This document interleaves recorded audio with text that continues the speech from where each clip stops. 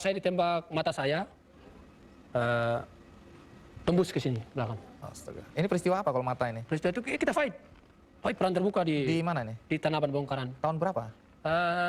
Tahun 89. Jadi Anda sekarang pakai mata palsu ya? Ya, nah ini saya buka biar nonton. Iya, kita berikan applause dulu untuk... Bismillahirrahmanirrahim. Assalamualaikum warahmatullahi wabarakatuh. Teman-teman yang dirahmati oleh Allah Subhanahu wa taala, bagaimana kabarnya? Semoga teman-teman selalu dalam keadaan sehat walafiat. Amin ya Allah ya rabbal alamin. Baik teman-teman, itu tadi cuplikan video ketika Bang Hercules menghadiri sebuah acara Kick Andy ya. Masya Allah, itu sudah hampir 17 tahun yang lalu ya. Ketika itu, pada saat itu usia saya sendiri pun masih sekolah ya. Dan mungkin barangkali ada di antara pemirsa semua, teman-teman semua yang belum lahir ya ketika itu.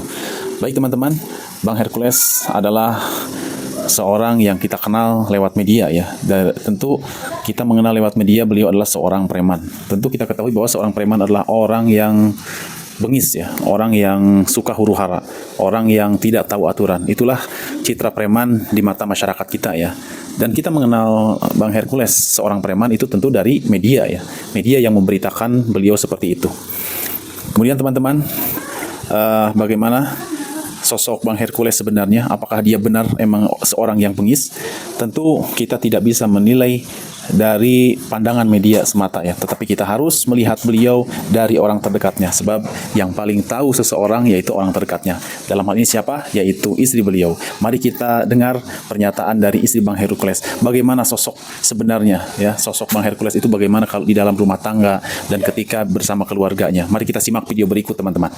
Sangat lama sih beliau memutuskan untuk menjadi mu'alaf. Pada saat itu sih yang setahu saya tuh, ya, saya ingat itu, tapi tahunnya nggak saya lupa ya, tahunnya saya tuh lupa. Tapi ada sih, ada surat dari apa tuh ya namanya tuh, kantor agama ya, sertifikat ya, sertifikat beliau di mu'alaf itu. Pada saat itu kita di masjid di daerah Indramayu, dan pada saat itu beliau 2 hari sebelum Hari Raya Idul Fitri, beliau itu ada bicara gitu kan, minta diurusin untuk didaftarkan dia untuk mau menjadi mu'alaf gitu kan. Cuman pada saat itu saya pikir kan gitu kan, hanya omongan biasa gitu kan. Tapi sampai berikutnya lagi, besoknya lagi dia nanya, udah diurusin belum? Nah, baru saya bilang, emang yakin sudah benar gitu kan. Dia bilang beliau yakin gitu. Dan udah terjadi begitu aja sih.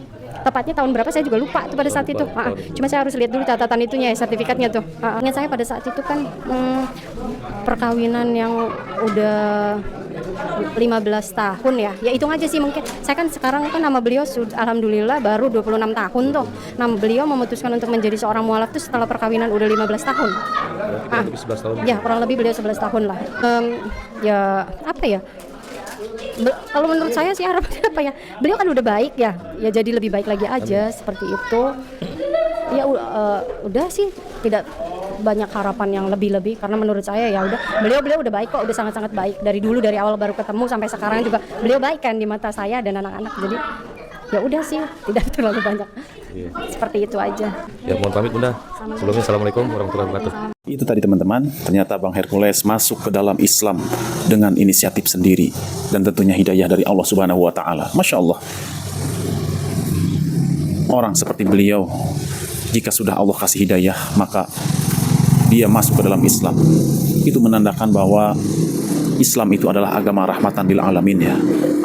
Islam agama untuk seluruh umat ya, untuk seluruh umat manusia. Siapapun itu berhak memeluk Islam, berhak mendapatkan Islam.